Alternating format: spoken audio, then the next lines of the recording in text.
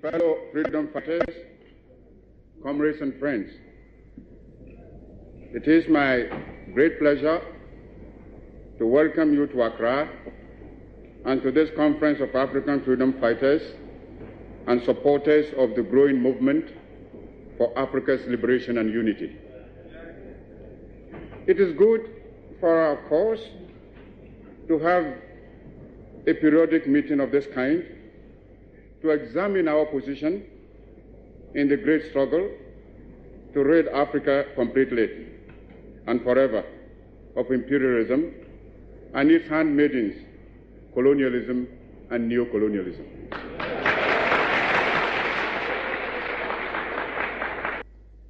Africa is rich and not poor.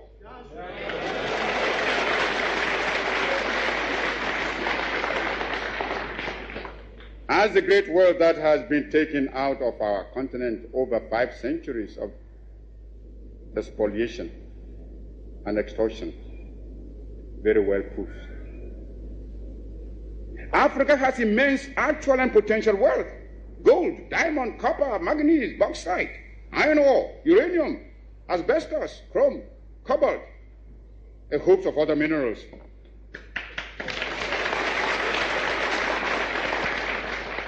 Our essential agricultural produce have all been drained away by colonialist imperialism.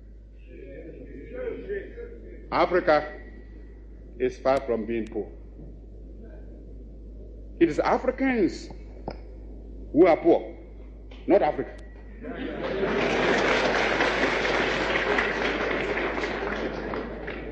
And they are poor because of the uncounted profit that has been made out of the exploitation of their labor and their lands.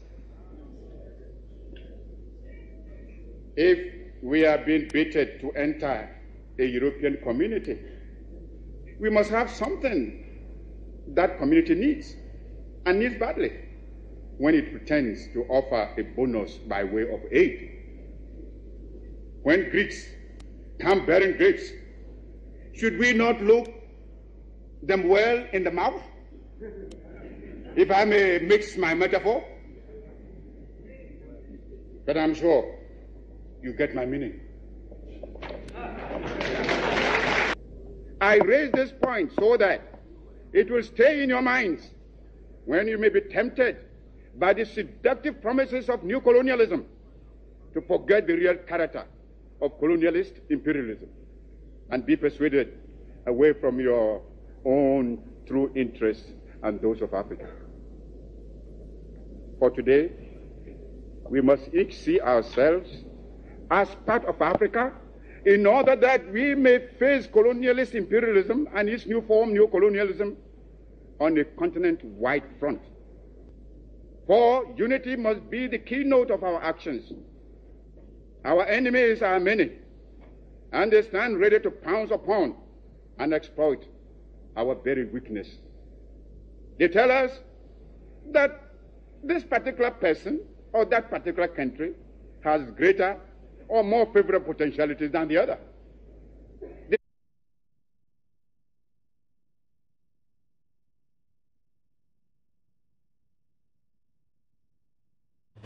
Well, and that's the Osaja for Dr. Kwame Nkrumah, the UN General Assembly. And you look at the content of the speech. Mama, good morning to you. Good morning. Ajoyeboa clothing. Definitely Ajoyeboa clothing. On Kwame Nkrumah's birthday. On this day. Okay, fine. Have you read the statement? No, I've taken particular notice. Okay, so the statement issued by the Interior Minister declaring today as a public holiday. What I am used to in the past is we see Founders Day. But this one says Kwame Nkrumah's birthday. You didn't pay attention to it? I think it's... So today's a holiday because it's the politics of it. Dr. Osajefo Kwame Nkrumah's birthday. That's why it's a holiday. You know today's a public holiday. It is. The holiday is the Founders' Day. That's what the regulation says. Derek Akosam, please, can you pull that statement that declared today as a holiday? Is that the statement or what's the holiday? I'm saying what the Interior Minister said. We have a parliamentary regulation or statute that establishes. There's not a life to that effect. So It's been passed by. So no statement can erase that. I guess. No, it cannot. It cannot. And you just listen to the content of his speech. Yeah. To the UN General Assembly, and it's the same. Africa is rich. We have gold, iron ore, and other minerals, and so we need to be given the freedom and independence to rule and develop ourselves. But it looks like the rhetoric just doesn't work. It's the actions of the people and the leaders of the continent that just have not given that status and that symbol to the African continent to be where it has to be. Yeah. Yes. Well, a lot of the things that Kwame Nkrumah said, which we will hear in playbacks this morning here on the show, some people have listened and said, you know, he was way ahead of his time. Yes, he was. He was in a realm of his own. You read many of his books and his writings, he was. Yeah. Is it that we needed him to stay on course? Or once we lost him rather very early, some people say, then we lost it. We lost the whole vision because we're here today and we don't even have a master plan. Yeah, we still don't have. And it is also because, you know, at the time, the geopolitical world at the time, you know, we had the Cold War, and as a result of that, the East and the West always battling over which of the resources, but who becomes more important, or who was more important post World War II, across the world especially. It brought also to the fore the politics of the time. And if you take a critical look at the vision that he had, you would know that he was somebody who wanted to change the course of his people. At the time of independence, or just after independence, we had a population of around 6 million people. And he thought that, well, we needed to have a civil service structure that will deliver those needed developmental directives for the people. And so he sent as many people to be trained outside. And, you know, Nana Reko Ampem, the man who has passed, you know, Pebia, and, you know, so one of the first government statisticians we had at the time. And a number of them, including people of great repute, lawyers, engineers, were all trained on the outside world.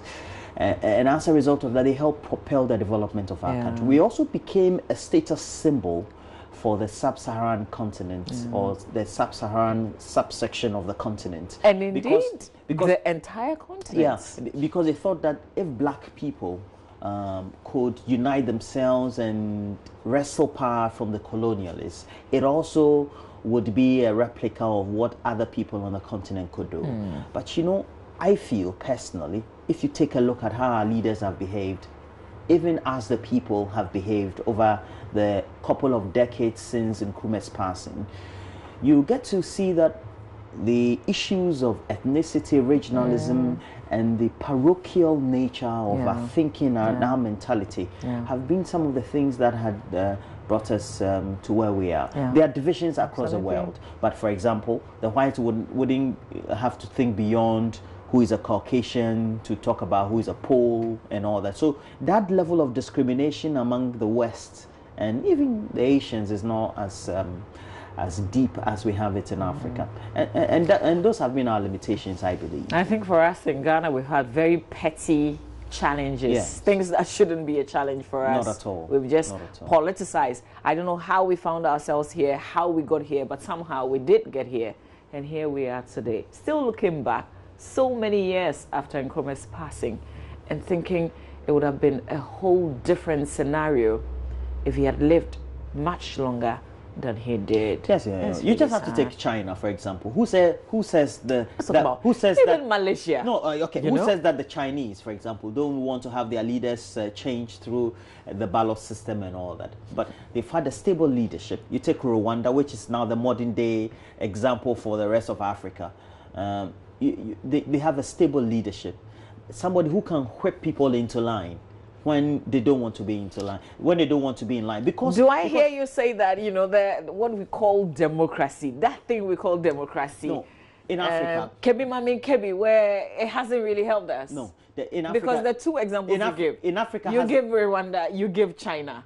You can't have the same things that we enjoy here in Ghana. But in my opinion, in a better perspective, because we've not always had democracy in Africa, but what has been the difference is the sense of patriotism and nationalism, of which we've had those leaders of, let's say, Singapore, Lee Kuan Yew. You have a number of them also who think more of their populace, the nation state, than just their parochial interests. Well, yeah. Okay. So. Okay. So we do have the statements, and what we're going to do. We Charlie, don't. No, we do. We have the statement. Okay. We have the statement that came through, I think, about 2 days ago. But we're picking 2 or 3 days. Yeah, ago. we're picking it from the Interior Ministry's own website, and I'm going to read it out to you. So here we go on your screens. The general public is hereby informed that Friday, 21st September 2018, which marks the birthday of Dr. Osagyefo Kwame Nkrumah, declared Nkrumah Memorial Day, is a public holiday and should be observed as such throughout the country. Signed, Ambrose Derry, Minister for the Interior. Okay, there's Kwame Nkrumah Memorial Day there. But I'm just thinking that, have we always had a statement issued this way? We'll find out in a little bit. But let's do the newspapers. Founders Day. As a holiday. We do understand the politics of the Dankwa Buzia and the Nkrumahs and all that. Yeah. So it comes to play. And okay. So we pulled this one. We pulled this one from a little back. A while back. Okay, yeah, from myjoyonline.com. Okay. So here we go with this other one that we have. Fred, you have to tell us, which year is this? Okay, so this is 2015. So this is when we declare the day as a holiday. 21st. Oh, Fred. Okay. Commemoration of the birthday of Dr. Osagyefo Kwame Nkrumah, and it's in quotes, like in brackets, Founders Day is a statutory public holiday and should be observed as such throughout the country. So there's a little difference right there. It still doesn't cancel the day as a holiday. Yeah. Just that one says Founders Day, one says Kwame Nkrumah Memorial Day, and birthday. Yeah. You know. Yeah. I know it. 2015, 2016, 2017, 2018. All right. Okay, let's do the newspapers. Yeah. We have a couple, only about 3 newspapers in the studio. We'll run through the headlines and then we'll see if we can share some details with you. Definitely. Roland. Well, so let's start with the Daily Guide newspaper. It has on the front page Nana Storm's MPP office for new officers. We know that the party executives announced new officers, deputy directors of communication, deputy general secretaries, and other party officers to work for the party in the run-up or for the next 4 years, so to speak, because that's a period when, from the election of the national executives, the leading executives have been mandated by their constitution to appoint in consultation with, is it a Council of Elders or, but let's move on. We have 23 robbers grabbed at Afram Plains. You have weapons being displayed. The picture is there, retrieved from the suspected armed robbers. We're not new to armed robbers, but the incidents or the spate of them is becoming a concern for many citizens. 21 banks mobilized $1.3 billion for COCOBOD. Well, if they have, why wouldn't we have shortages? 1.3 billion. It means that they mop up the cash from the local markets. Yeah, so. And then we also have Mahama girl in trouble. Over 3.1 million Ghana cedi Maslow cash. There's a picture there of Sedinam Tamaklo Ationu. And center spread, we have Kwame Nkrumah, a pillar of Ghana's tourism. And Kwesi Slay returns home to rousing welcome. It's a center spread. But those are the stories we have. All right, let's do the Daily Graphic newspaper. Front page of the Graphic. Youth across the globe attend Pan-Africanism Confab in Winneba. COCOBOD gets $1.3 billion. 21 banks finance 2018-2019 cocoa purchase. Government audits boasts $44 million loss to states. Ghana to receive $10 billion to improve roads. Back page of the paper, Accra court places injunction on demolition exercise in Agbogboloshi. Fish processors appeal for support to development sector. Another story there, center spread. PMMC, British company partner to Assay Gold in Ghana. British Prime Minister's trade envoy to explore investments. That's the center spread of the paper this holiday. Let's do the Ghanaian Times newspaper, front page of the Times. We've got only 3 of the papers, so the Times is the last one. 11 power purchase agreements to go. Comes with a picture of Energy Minister Designate John Peter Ameu. In Nkrumah, police grab 23 suspected robbers. COCOBOD secures $1.3 billion loan for purchase of cocoa for 2018-2019 season. Immigration Service rounds up 82 prostitutes in Medina. That story, alongside that of John Peter Ameu, was in our news a little while ago. AMA arrests 145 persons for sanitation offences. It's also another story in today's edition of the Ghanaian Times newspaper. Let's pay attention to the back page. Ghana cleared to host the Women African Cup of Nations. Stakeholder engagements will be priority. Normalization Committee member speaking there as Lucy Quists, Vice Chairperson of the FIFA CAF Normalization Committee. She said the committee will employ the strategy of stakeholder engagements in their quest to deliver quality reforms for Ghana football. Details of that on the back page. Center spread will resolve Katanga Unity Hall's impasse with KNUST. According to the president, is this not a bit too late? I'm thinking. Ghana, UK explore ways to improve benefits of natural resources. And that story of the 11 power purchase agreement to go. Thinking possible judgment debts. Well, the man in charge knows better, obviously. So that's it for the Ghanaian Times newspaper. Roland, let's get into the details. Okay, so we have to get into the details. And we have to start with 21 banks mobilizing $1.3 billion for COCOBOD. And we know that 21 banks. 21 banks. Do they have their 400? Is it 400 million? Yeah. You mean COCOBOD? No. The banks. Whether they have the capitalization. Exactly. Well, therefore, when they are still in operation. No, but they mobilize quite a lot of money. Yeah, they're supposed to mobilize that. I'm not sure that if you have to give COCOBOD money or any client for that matter, it will affect your capitalization. These days, I'm a bit skeptical because they write nice things. They present to us like they are in good stead, if you like. Yeah. But then it turns out that they actually broke beneath. Okay. So the 21 banks only include some few Ghanaian banks. Okay. So it says a total of 21 international banks have arranged a $1.3 billion cocoa syndicated loan for Ghana.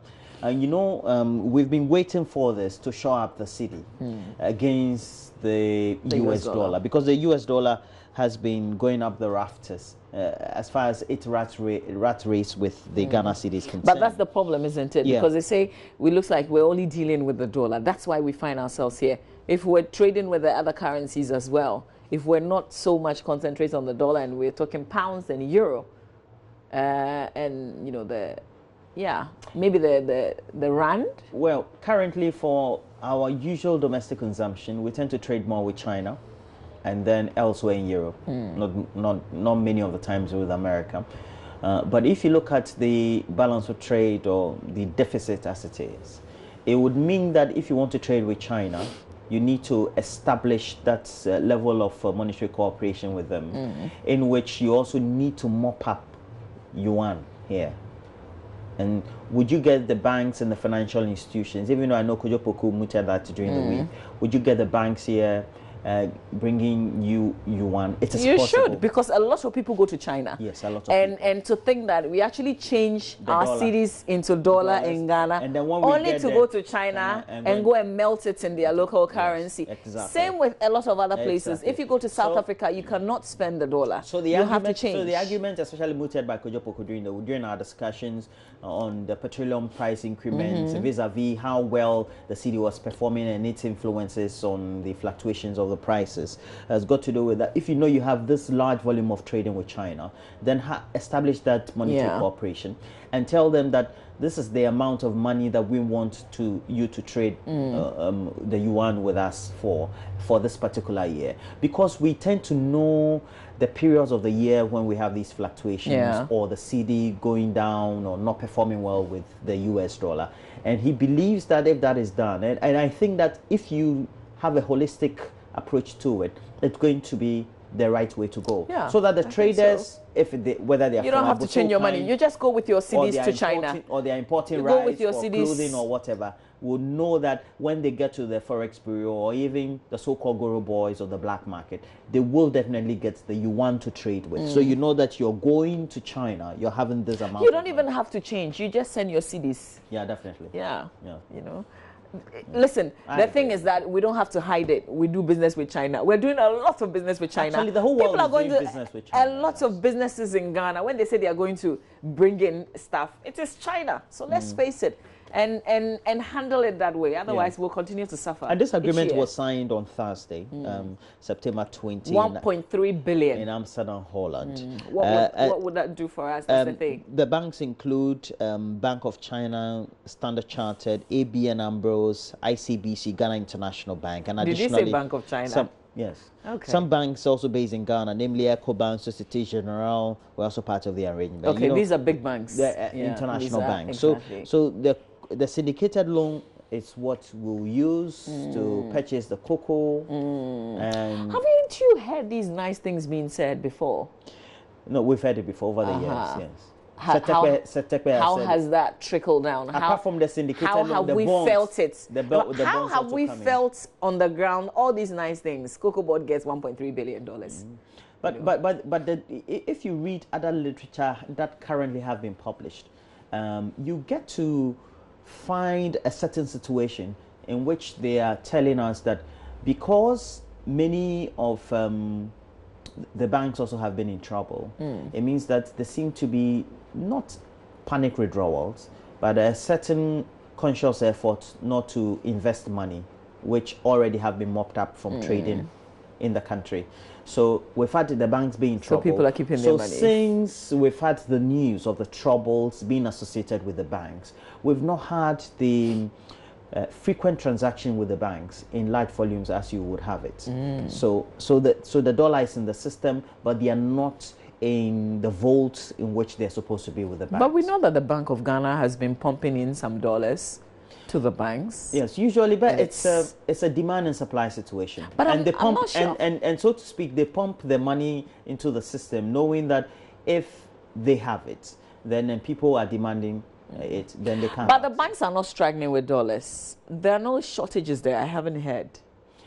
If there's a, have you heard of shortages? No, just like a normal theory in economics, where there's always demand and supply, you tend to have price elasticity also coming in. So, for example, if you have few dollars and there's a high demand for it, or just like clothing, you have only one type of clothing that is being demanded.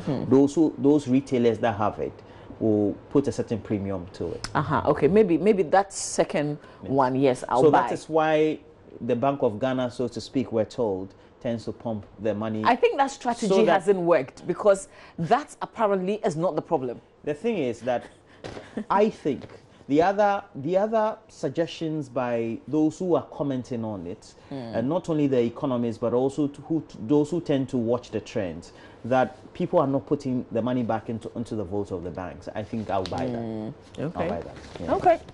All right. That sets the tone, I think, for our conversation. We have a conversation on the show this morning. Yes. We've heard of, I think the latest really is the men's gold situation.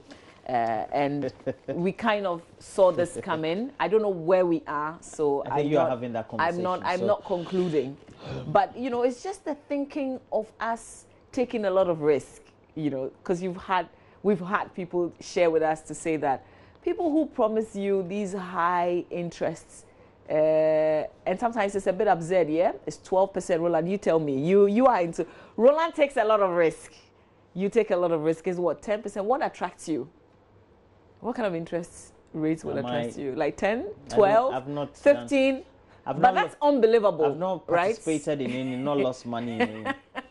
Okay, so I'm saying, you know, like what goes on in our minds? But I think that we see that, Charlie, this is so risky, but we still want to do it. But I think that and people take loans. I've talked to a couple of people friends. go to commercial banks to take loans to invest because of the promises not correct of high interest. So we're having an open conversation. It's just an open, it's a holiday conversation. That's what we're having. And the men who take these risks, do their wives even know that they are taking loans and investing in places that Charlie? No, but it's a normal human thinking. And it's a manly thing as well. The higher the risk, the higher the risk, the higher the return. The thing is, if you go to a commercial bank, you're giving a loan at an interest rate per annum of some 27, 28 or 30%.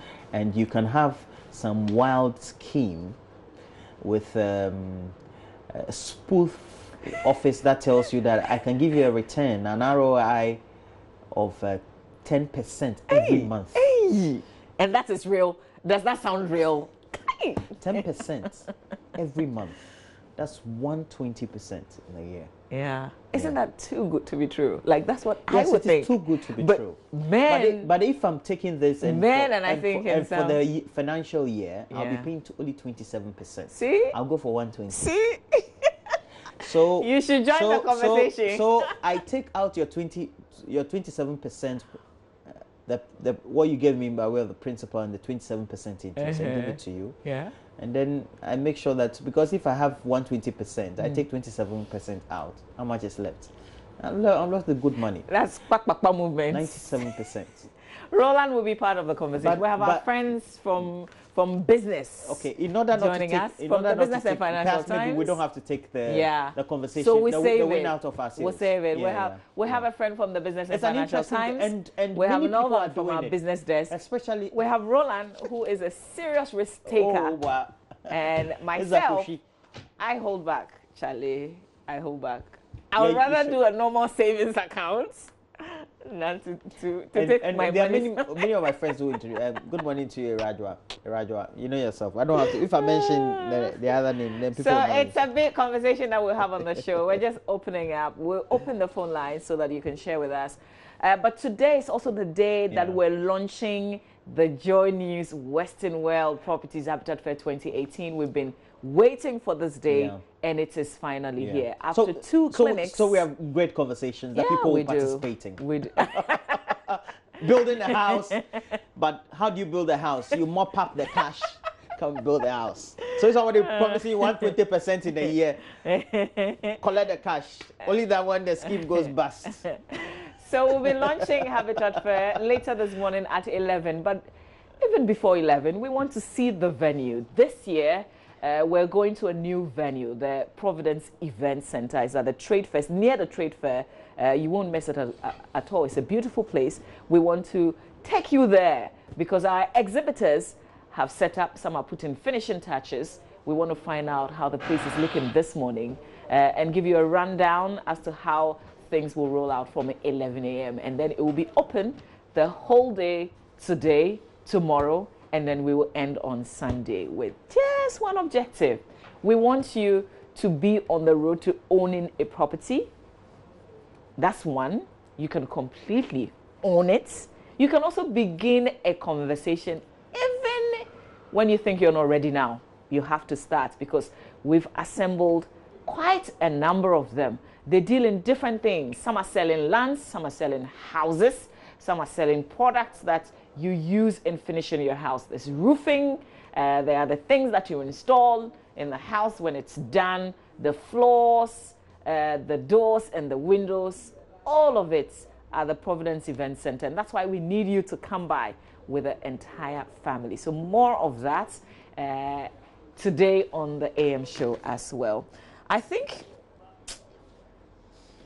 we have to go online, Abby? Yes, we have to. Okay, I thought I'll do the story in the Daily Graphic. So whilst we get ready for online, the government has commissioned an audit into the operations of the Bulk Oil Storage and Transportation Limited to establish how product losses of bulk distribution companies resulted in a $44 million loss to the state. Quotes, The cause of such product losses must be established to determine records of the storage of those products, those responsible for loading the products, the final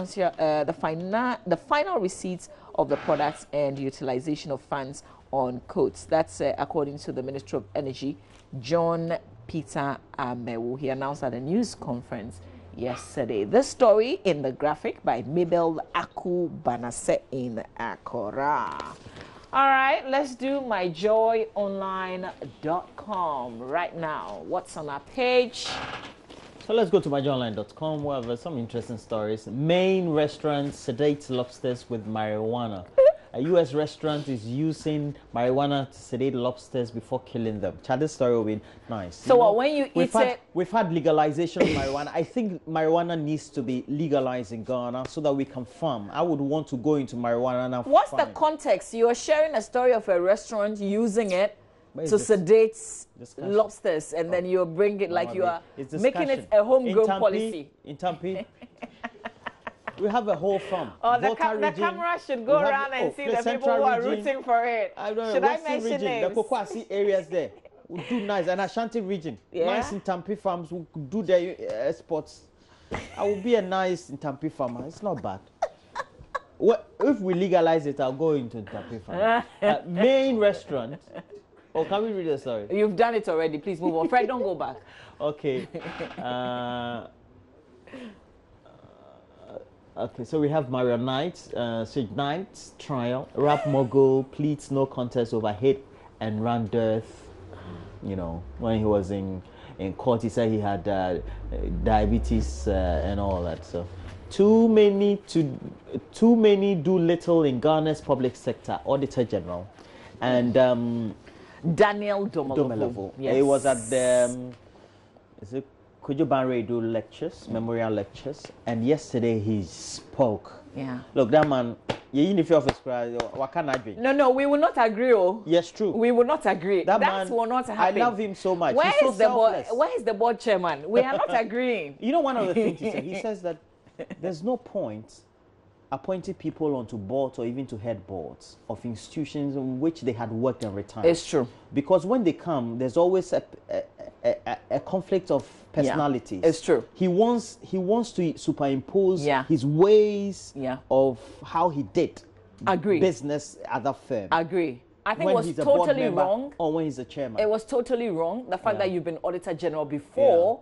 somebody else is Auditor General. Yeah, it's true. Give him the room to work. He is not you. Besides, if you were so good, I mean, we would not be here. Wait, hang on. Things would have been streamlined properly. We will not be here. Mr. Domelevo is going back to something that we could have done many years ago. He shouldn't be talking about some of the things that he's been talking about. We should have moved on. So I don't know. The board chairman either respectfully kind of like resigns, or just keep quiet and be there and be board chairman. Do the work in the boardroom. And then the day-to-day is none of your business. And then he brought back that argument. You know, when Kojo, myself, and you were having a discussion about those who had retired, but were still given an extended contract. He even added another bit, which was not new to his comments, especially when he was going around doing training and speaking to other auditors about those who did extension of ages. You know, I have a friend, I never knew that he had extended his age. He works in the private sector, he even does that. Okay. And we have lots of them in the public sector. And you know, Kwajo was holding brief for those in academia. We do understand that. But my argument that day was, if we don't take off those who are of age, per what our regulations say, how do we then groom new people to have the experiences and to be in place? For example, you know, the NDC, they have in their constitution that if you want to vie for certain national positions, you should have held an executive position at the grassroots level or the other chains or lines or sections of the party, i.e. branch, constituency, regional, before you come to national. I think that is wrong. If I had been outside the country for the last 20 years and I come in the last 5 years and I come to join the party, or let's say a service, how do I gain the experience and all that? But I'm a good material, I can't participate. So you mean I have to go and bid my time or go and start from the grassroots? What if I never get to win an election or never get to hold a public office? I get you. I get you. I see where you're coming from. And yesterday he vividly described that. Yeah. Listen, we can wrap up on Mr. Domolovo. Today is 21st September, Nkrumah's birthday. We call it Founders Day, Memorial Day, whichever way his birthday. Do we have his insert? I think the people that we're celebrating, the people that we recognize, because Dr. Kwame Nkrumah died so many years, the people that we celebrate on this day really are people like Mr. Daniel Domolovo, the Auditor General. We salute you this morning. We're with you. You're not going anywhere. You're staying put and doing the job that you've been asked to do. And I think that is a good thing that yesterday you stepped out to speak. Yeah. So we're done. Sports is up next.